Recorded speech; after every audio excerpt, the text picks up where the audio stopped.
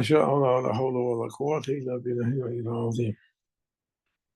صلى الله على سيدنا محمد وآله وصحبه أجمعين.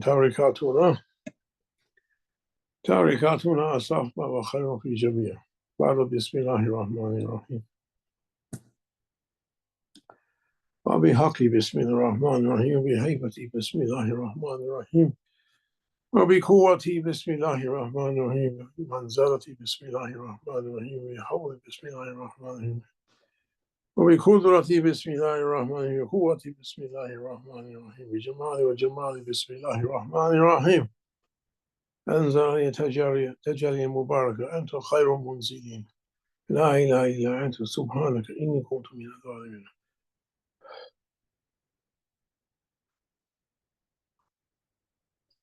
أني يا غالبا غير مغلوب، أني مغلوب فانتسيا. يا غالبا غير مغلوب، أني مغلوب فانتسيا. السلام عليكم to everyone. MashaAllah. La raha fi din. Shaykh Hashem, Allah bless him, used to say, La raha fi din, no rest in religion. And Mawlana Shaykh Nazim used to tell us the tawil of Alam Nashrah Laka Sadra, فَإِنَّ مَعَ الْعُسْرِ يُسْرًا إِنَّ مَعَ الْعُسْرِ يُسْرًا. When you finish one good action, quickly go to the next one. Don't sit idle. He said, Allah bless him, Shaykh Nazim, that prophets were the most dynamic people, going always. And after that, awliya. There was a prophet, we don't know his name, peace be upon him. Allah sent, according to traditional knowledge, 124,000 of them, 124,000 prophets before the seal of Prophet Sayyidina Muhammad. There was a prophet traveling. Prophets were ordered to travel so that people could see them. Just to see a prophet brought people into faith, into Iman. They had that power, haqiqat al-jazbah, to catch the hearts of people. There was a prophet traveling, and they traveled by foot in the old days. Sayyidina Isa alayhi salam, traveling by foot, walking, going for the sake of Allah, not carrying anything with them. What they received for rizq came to them.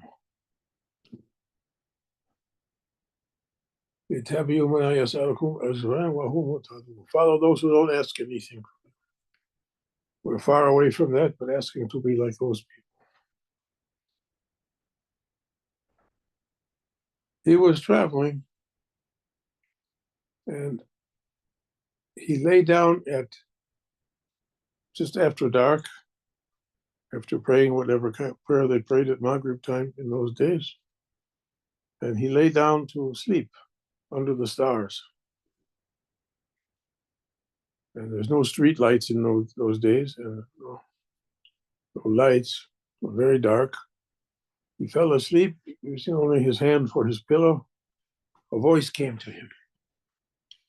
Oh, my servant, when you open your eyes, you have to eat the first thing you see. He woke up startled. It's still pitch black outside. No moon that night, also dark. He said, maybe I ate something, disturbed my dreams. And he laid back down a second time. Second time, same voice. Oh, my servant, first thing you see, when you wake up, you have to eat it. Prophet looked around, it's pitch dark, can't see anything. Oh, my Lord. He lay down the third time, sleep. Again came that voice to him in a dream.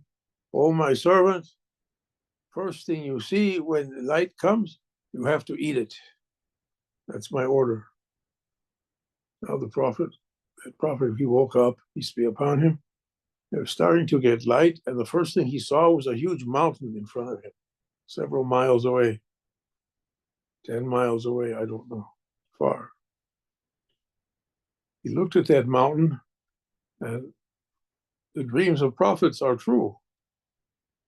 He has to follow that order. Our dreams might be mixed up with our egos, with shaitan, with who knows what. Prophet's dream is true. And he said, Samina Atwana, oh my Lord, I'm intending to eat that mountain that's in front of me. And prophets were people of azimat, high himma.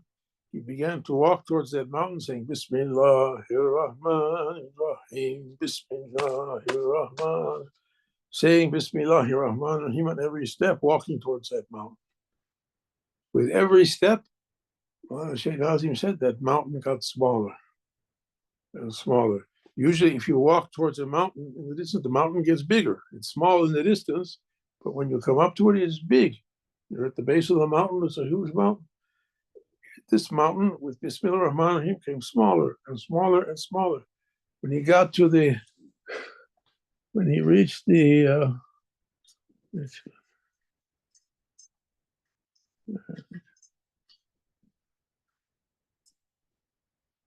trying to find that mountain here on my table. There it is.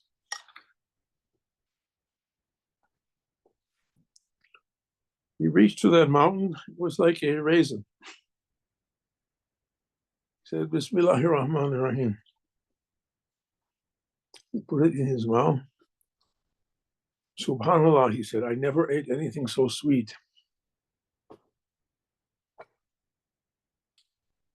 That mountain for us, our egos. Everyone has an ego, all of us claiming to be a huge mountain, claiming to be, finally, Ilah, to be God. Every ego's secret target to declare itself God. Inni rabbakum al-a'la, as Fir'aun said, or more than that. Someone joked, I'm to the right of Fir'aun. What he said is too low. My ego is claiming more. Our job to walk towards that mountain of our ego with Bismillahir Rahmanir Rahim, following our Shaykh's orders and teachings until that mountain can come down, and reach to its real level. La ilaha illallah, Muhammad Rasul. La ilaha illallah. Oh, my ego, you're not Allah. Allah is Allah. Muhammad is Prophet and Messenger. We're intending to follow. Shaykh taking us on the steps of Prophets. In kuntum tuhibun Allah, fattabi'uni yuhbibkum Allah. That ayat, Prophet was made to say that in his own words. If you want Allah to love you, follow me, said Prophet Sayyidina Muhammad. Follow me, Allah will love you. And we're intending to follow. How we're going to follow? First, by our niyat, by our intentions. Innama amalu bi niyat. The first hadith in Imam Nawawi's book of hadith, other imams put, Innama amalu bi niyat. Your actions will be according to your intentions. You'll get what you intended. You'll reach what you intended. There was, in the time of Prophet, a Sahaba, when they made hijrah to Medina, all of them went following Prophet. One of the Sahaba, he went, there was a girl there he was going to marry, with the intention to reach there. And this other Sahaba joked to him, they call him Abdul, what the name of that woman was, I don't remember. Everyone reached according to their intention. What's our intention going to be? Oh, my Lord, this. Oh, my Lord, that. I read this book. Oh, I read that book. What's my intention going to be? We have to think. Believers are ordered to think about it. They asked Shaykh Adnan, Allah, Shaykh Hishem's brother, he passed away also. May Allah bless him. Bless our Shaykh, Shaykh Nazim, Shaykh Hisham. They asked him, what should our intention be? He said, I make my intention according to my Shaykh's intention. I'm intending my intention on your intention. Because they see what we can't see. Their horizon is wider than ours. We only see a small area in front of us. They see far with that vision Allah gave them. Therefore, we're intending according to their intention. And they're intending every awliya according to his rank as Prophet intended. Every wali, Shaykh Hashem said to us, thinks that he's taking from prophets. Everyone, there's 124,000 awliya. Say, I'm taking from prophet.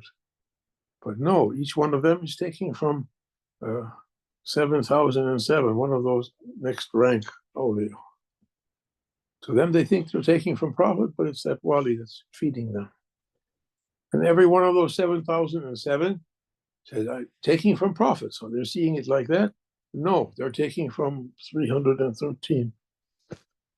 Every 313 says we're taking from prophet. No, they're taking from 7 kutubs. Each one of those we're taking from prophet. No, they're taking from 1. Both. What's above that? Allah knows. Who knows who they are, what they do? They know. There's a lot of talk going on. Kutub this, kutub that, Gauss this. Well, we know about that. They know who they are, what they're doing. You know what the president does? You know what the mayor of Houston does every day? Who knows? What the king of England does? We don't know. They have their jobs, they do it. According to my sheikh's intention. Take me by the hand, take us by the hand, carry us. Carry us on the steps. And Sheikh Nazim said, I'm blindfolding my murids and muridas. I'm not letting them to look around at heavenly sights, to see angels, to see jinns, to see 7 heavens, to see 7 earths, to see 7 hells, to see different sights. I'm blindfolding them. As a guide, a mountain guide takes his people up the mountain path. He blindfolds them because the path is narrow and high, going up. If they saw where they were walking, they get dizzy. Was it vertigo? They get dizzy and fall down. Okay? Ties that. Blindfold of this common life. And Naqshbandi sheikhs remove the veils from the inside, he said. 70,000 veils from the inner veils, they remove it. They leave the outer veil for last. It looks normal, everything normal and common. And they're taking us step by step on the destination. They used to say, you get on the airplane, not necessary for you to fly the plane. You get on the plane, you sit. Eating, drinking, in the old days, smoking, getting up, walking back and forth. Do not crowd the aisles now. Different orders. And we're being taken, being carried. Thanks to Allah subhanahu wa ta'ala, thanks to him, that he granted us. That he granted us our Shaykh, responsible for us. No one can carry that responsibility except who Allah subhanahu wa ta'ala gives that. I was, after Shaykh Hashem honored the next world with his presence, Allah bless him, raise him higher and higher. Make all his difficulties to be far away. And his power to be stronger and stronger. Allahumma salli ala Sayyidina Muhammad. What I was going to say.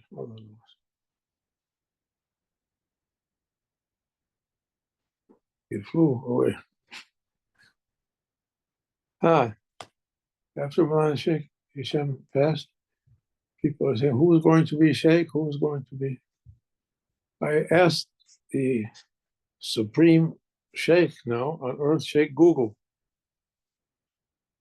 Everyone connected to Shaykh Google, Shaykh Meta, Shaykh AI, they say, oh, Google, how many people are there on earth? He gave 3 or 4 different answers. Finally, it said 789,789,789. I said, MashaAllah. I said, oh, Shaykh Google, if you gave 1 second of attention to every one of those people, how long would it take? And Sheikh Google said 888,960 years or something like that, to give 1 second to everyone on earth. And it's not same also. And then 888,000 people coming, people going. Some are there, you can't give attention, they pass down and new ones coming. It means that the job of the Murshid, the Sheikh, like Sheikh Nazim or Sheikh Hisham, you can't imagine it. We can't imagine it. We can't feel we're doing that. It's a reality given to some awliya. We can't imagine it. Allah says for Himself Almighty, you can't do a good idea about Allah. You never estimate Allah properly. Your mind can't contain Him. Whatever you think about Allah is not Allah. And likewise, for prophets, Allah, you can't imagine. Sayyidina Bayezid Bastami, he said, I want to know what's the real situation of prophets. And he set out with Bismillah ar-Rahman ar-Rahim. As soon as he started, a voice came to him, oh, Bayezid, you can't. In front of you is a barrier. If you touch it, you can't pass it. He said, never mind, I'm determined. He was from the Ulul Azima. He had the high intention. I'm going to find out. Took one step, the voice came again. Not only one wall, it's a wall of fire, and there's 700,000 barriers. Each one you pass it, you can't come back again. You come out of existence. As Prophet Sallallahu Alaihi Wasallam, he came to Sidratul Muntaha with Jibreel, salam, and he said to Jibreel, what's after this? And Jibreel said, I don't know. It's the limit I can understand that I am. If I go farther, I'll burn up. I can't come back in existence. But Prophet was called and he went past that barrier of I am, that no one can imagine it. The limit of mind. He went to Kabul Hossein Adna. And he said, In kuntum tuhibbuna Allah fattabi'uni. It means we have also to go beyond the level of our mind. I don't understand. Not necessary to understand. Shaykh Nazim said, try to grow your belief power. Try to grow your belief power to step through that barrier that's in front of you, and me also. And then the next one, and the next, and the next. It's endless. This is what we're asking, to come up. Shaykh is trying to take us to come up, but we're insisting to be on earth, to look down at the ground, only asking, eating and drinking, and what to do. May Allah grant us to follow Him. It's a following through hearts. Prophet said, you be with the one you love. You can't do anything. We were in Michigan one time on Eid one year in Burton, and Mullah Sheikh Hashem was sitting in his office in his chair. And we used to come in after the Eid prayer. People were coming, fasting is over, Ramadan Eid, drinking coffee, drinking sweet, taking sweets. I was sitting in front of Sheikh Hashem, and one man came in front of Sheikh, sat on the floor with he had a small child, maybe 2 or 3-year-old boy. And Sheikh Hashem said to me, try to take that boy from his father.